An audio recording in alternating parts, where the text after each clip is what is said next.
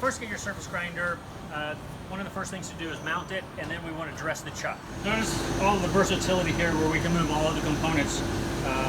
This is 1 inch by 1 inch, and it's about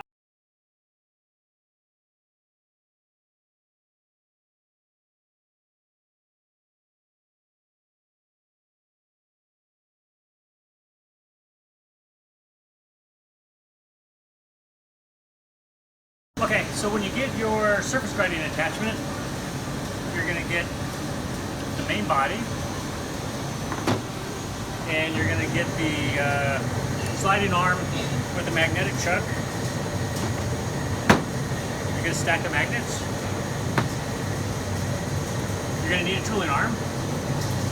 Any one of the tooling arms that we sell will work. We also offer an optional dial indicator, which is super useful. And here at Beaumont Metal Works, we've developed a high-performance, special-purpose surface grinding wheel. Now this wheel is very unique in many ways. It has a steel core, which is very, very rigid. It also has a very hard rubber compound molded onto it. And then we put a very high helix serration, which allows for some cooling. But the serrations are spaced very far apart, so that it gives a very, very nice surface finish with lots of smooth wheel contact when you're grinding. Okay, so when you first get your surface grinder, one of the first things to do is mount it, and then we want to dress the chuck.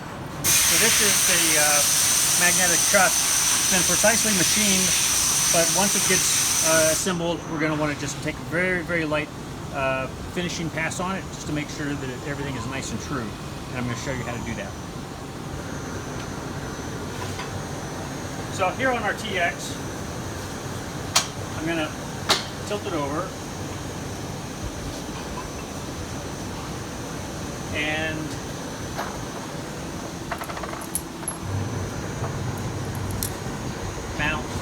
mount this to the tooling arm.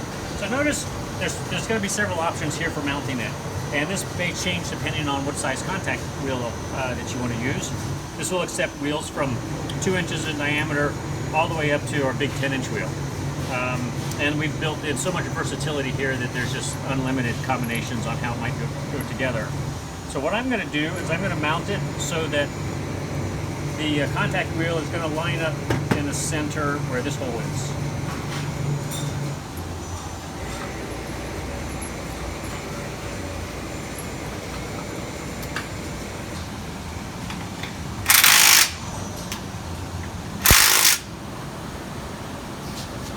Then I mount the contact wheel.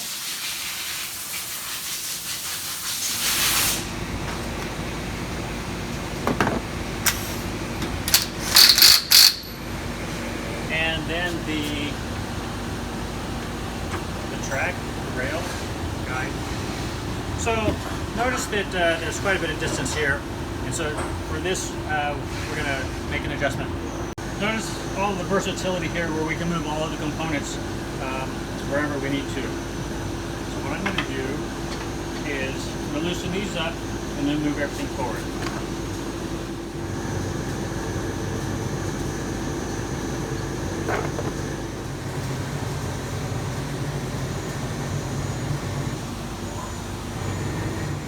I really don't know which holes I need to go to here, so I'm just going to try these first.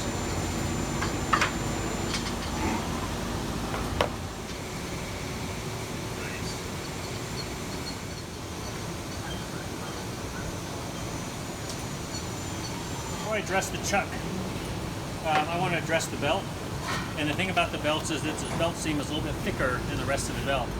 And so when we're surface grinding, we're going to get a thump caused by this belt seam.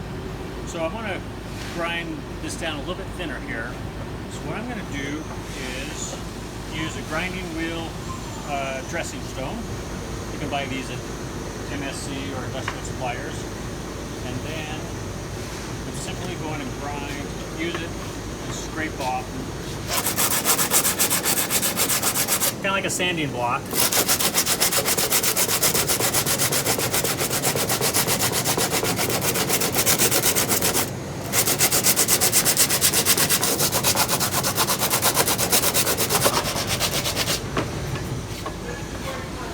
So what I've done here is I've just kind of sanding away this extra thickness here at the belt seat.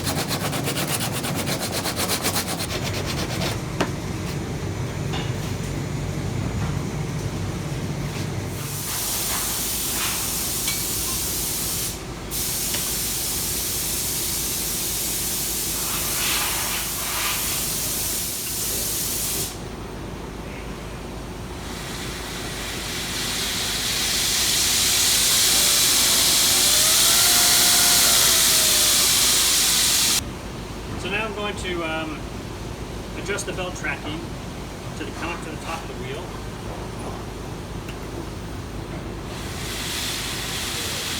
So I want the belt tracking to come up to the top of the chuck. Okay. I'm going to adjust the screw and just take the very lightest. I'm going to go here and just until it starts to touch.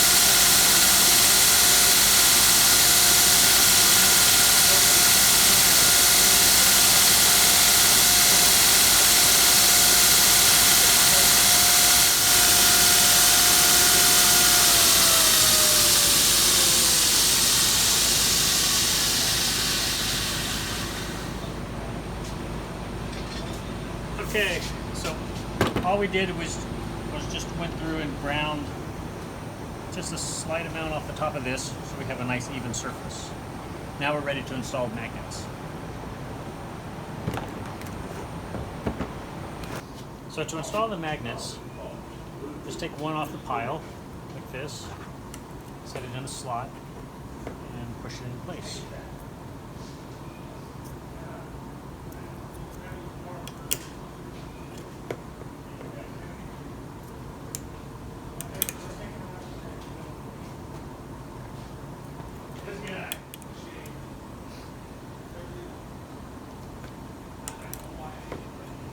Okay, I didn't install all the magnets, but I put enough in here for the work that I want to do.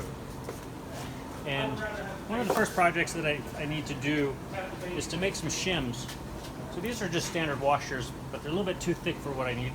So I'm going to just stack the washers up on this chuck.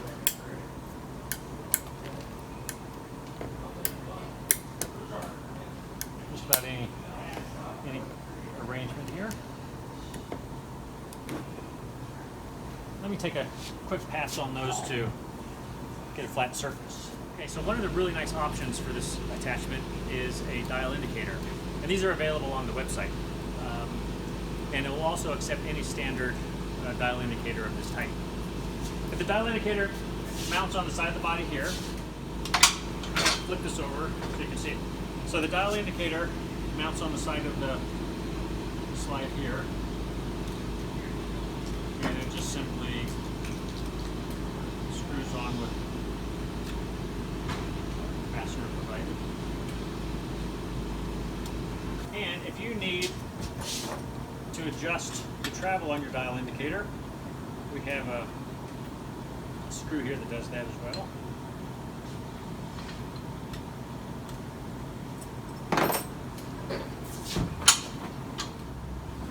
So when you're grinding anything on this, you want to grind, make all your adjustments and then pull the workpiece towards you because the belt is rotating counterclockwise. If you made your adjustments and then advance the workpiece this way, it would grab it and then pull it. And that might be dangerous.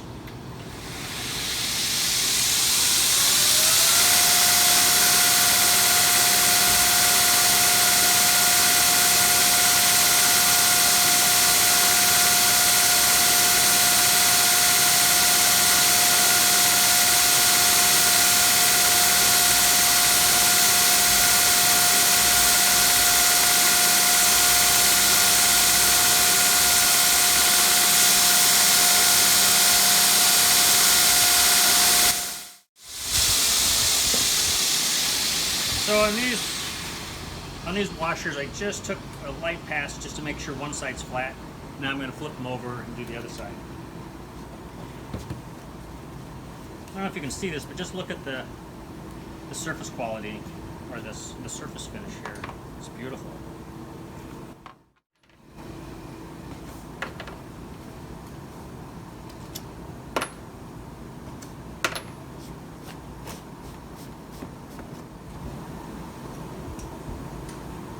So these guys measure 75 thousandths, and I need to get them down to 70 thousandths. So I need to take 5 thousandths off.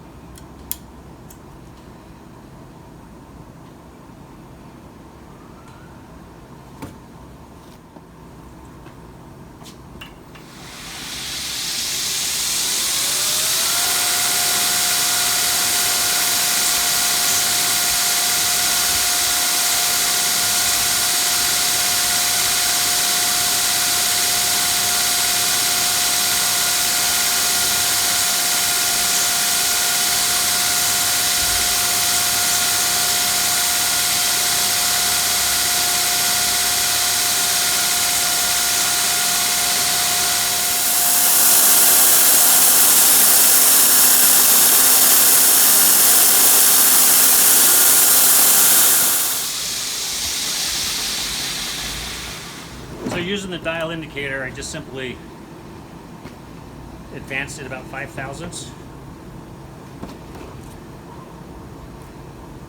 And it came out right on the money. So I wanted to get to 70 thousandths.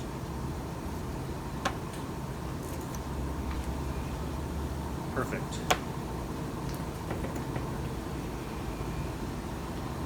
Nice.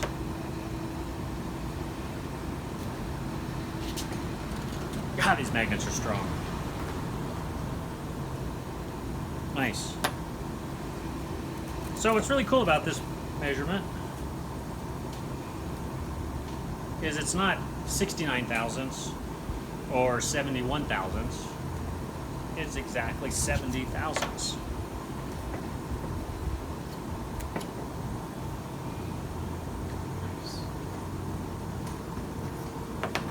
Okay, my shibs are done.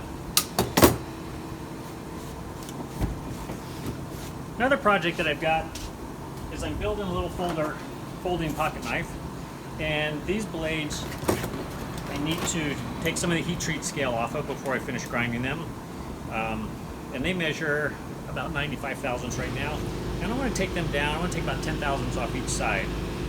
Not a lot of material, but enough to just clean up some of the heat treat scale and then get a nice finish on them. And this is going to be a matching set of knives, so I'm just going to grind them together.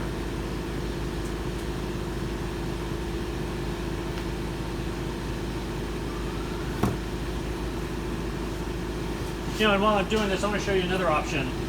So if you have a workpiece that is particularly slippery and doesn't want to stay on the vise very easy, we also have a spot on the back of the vise for some roll pins. These pins simply tap in, and then that pin can be used to hold the workpiece to keep it from sliding off the back of the chuck.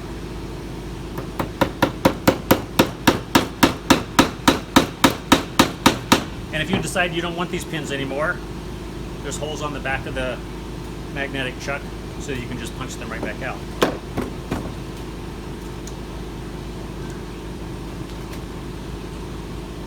going to grind these pins off.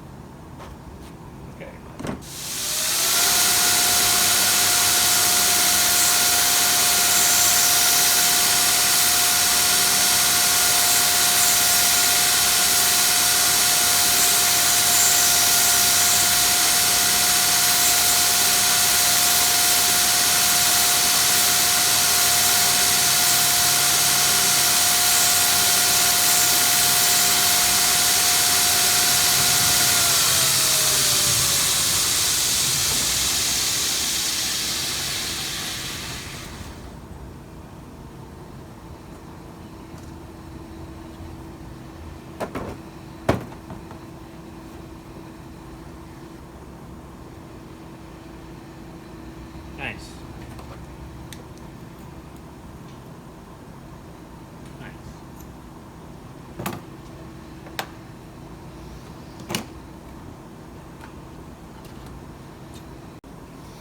So this is a kind of a delicate piece. One thing is small, it's kind of hard to hold. Another thing is that it's made out of brass, and so it's non-magnetic and it doesn't stick to the chuck. So an easy solution for delicate pieces is to use a small jeweler's vise, like this one for example. And the vise also will hold the brass, or or other non-magnet materials, so that we can grab them and we can grind them. So I put my workpiece in this small little jeweler's vise, which is made out of steel and it sticks on the magnet, and I'm ready to grind that surface.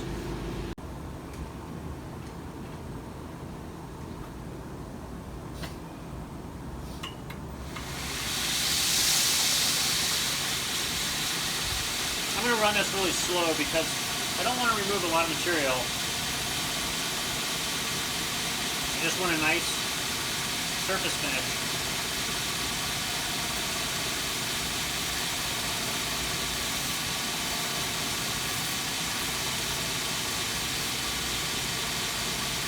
A very delicate operation here.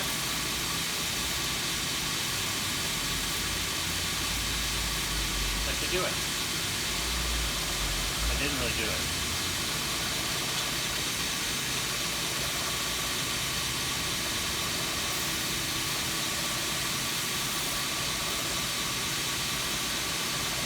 That should do it. Oh, very nice.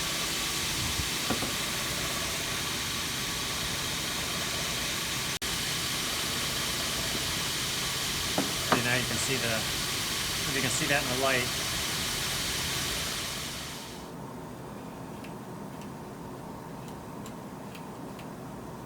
So the surface grinder does a great job doing like these thin pieces, such as this knife blade or this shim that we did earlier, this washer shim. What if you needed to do something bigger? Maybe maybe bigger like this, 1.5 inches by 1.5 inches, like a Damascus billet, but it doesn't fit in the grinder. So this surface grinder attachment is very, very versatile to allow pieces of all different sizes. Even a block maybe this big. This is almost 4 inches tall. Let me show you how to do that. So we loosen the screws in the bottom here.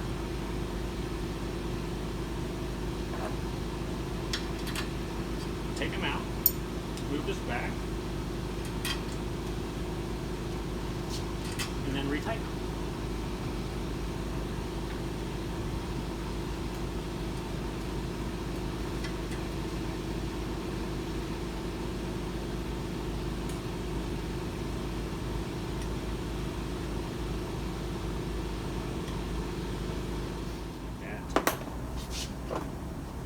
And then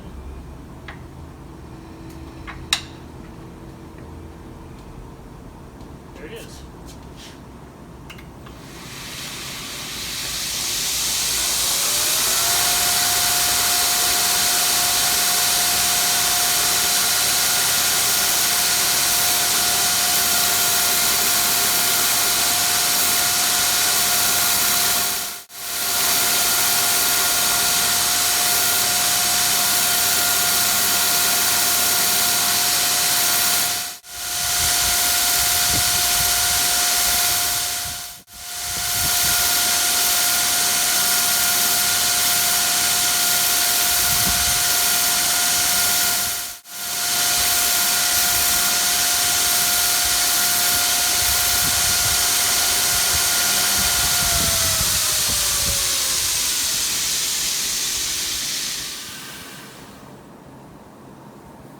Nice. Okay.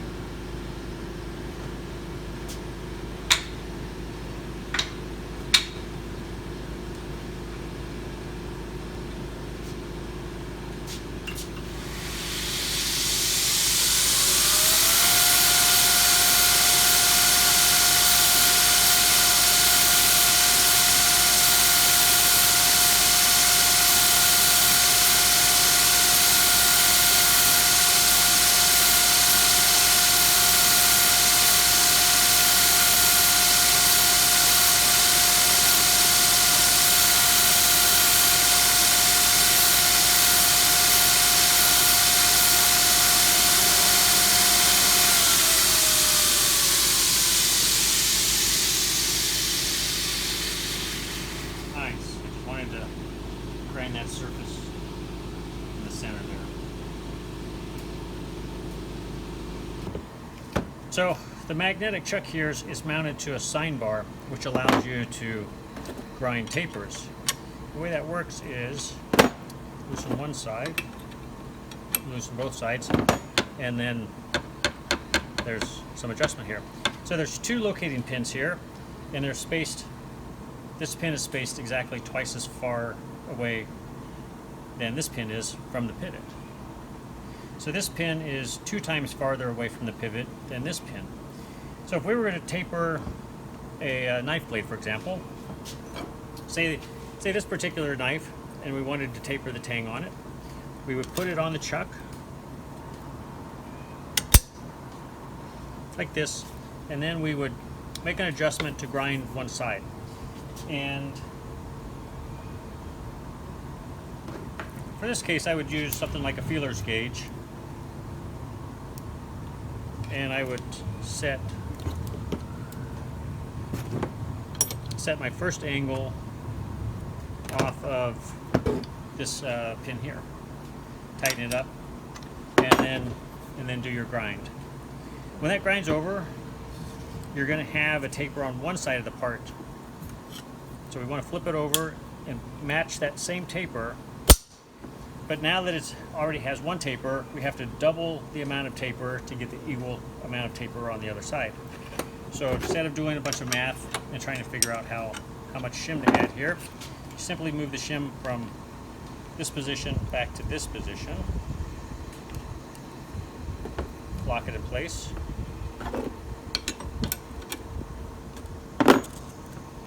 And then go ahead and grind, and that way that's going to produce two perfectly even grinds on both sides of the part. I'm going to show you an example. Okay, so here's an example. I'm going to put a taper on both sides of this bar.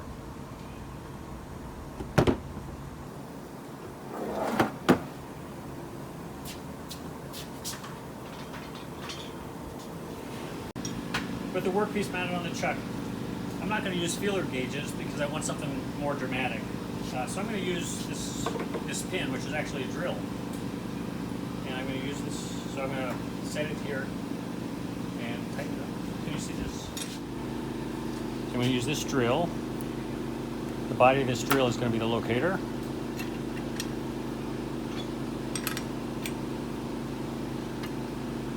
Like that.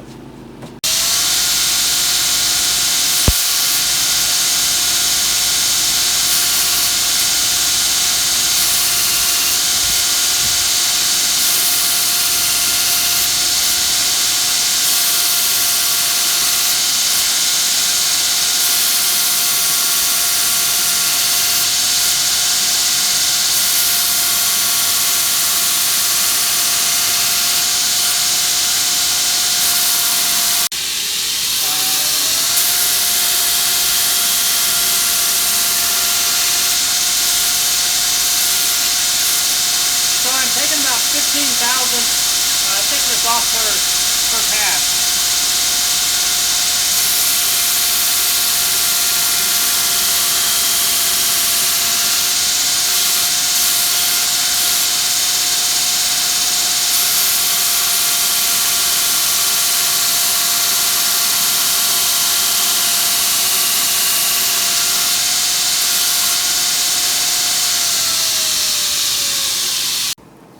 Okay, so sometimes these pieces are super hard to lift off. So one tip is to pry one end up, and then it lifts right away.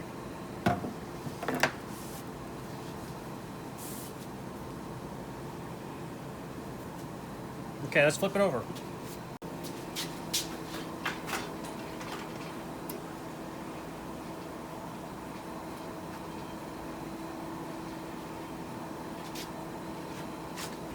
So now we flip the part over, we're going to adjust the sine bar to duplicate the same grind on the other side. So I just loosen it, and I take my spacer, put it behind this first pin,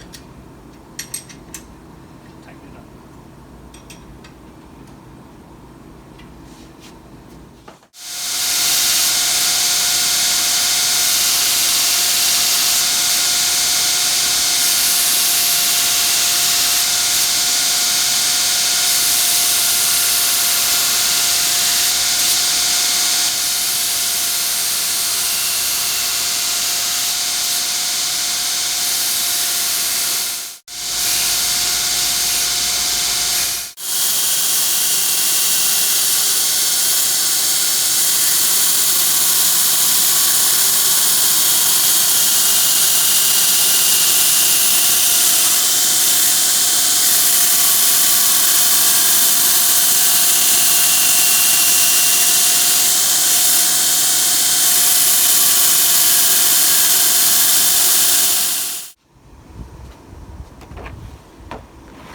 right, let's take a look at it.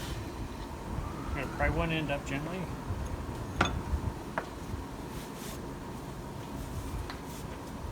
And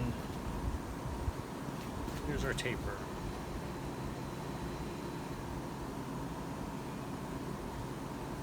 So with the Sine bar, you can get very precise tapers depending on what shim size you might use.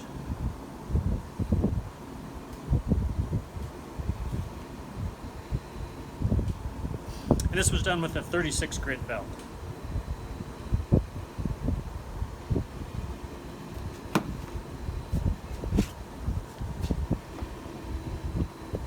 So on the 10-inch wheel, I'm going to mount the 10-inch wheel and set up a front hole on the arm. I'm going to put it back to the second one.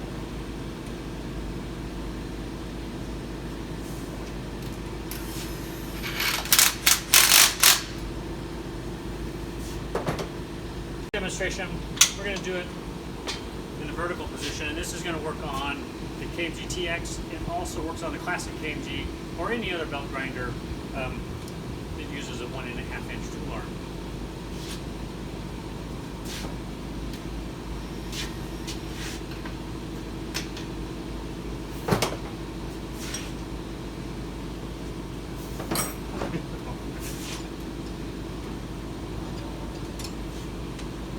Drop this down and retighten it.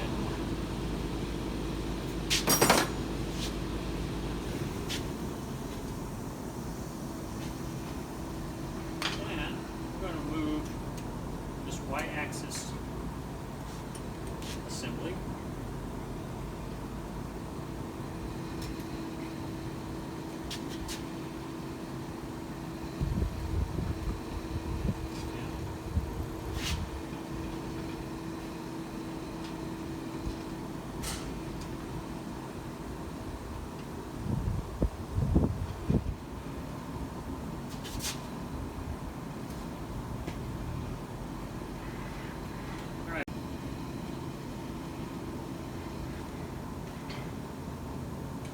This is 1 inch by 1 inch, and it's about 5 inches long.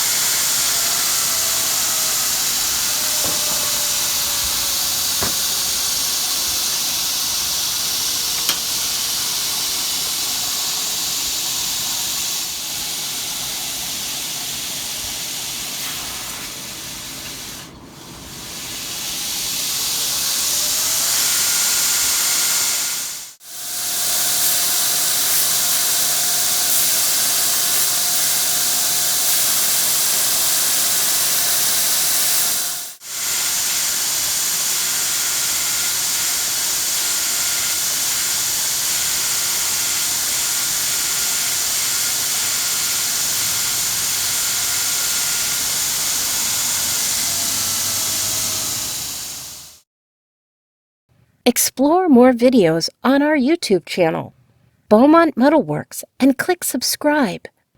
And shop on our website, beaumontmetalworks.com, for grinders, such as our legendary KMG Classic, the KMG-TX, and a full line of grinder accessories. Beaumont Metal Works products are made in America, in stock, and available for shipment. Remember to take advantage of our free shipping offer. Beaumont Metal Works.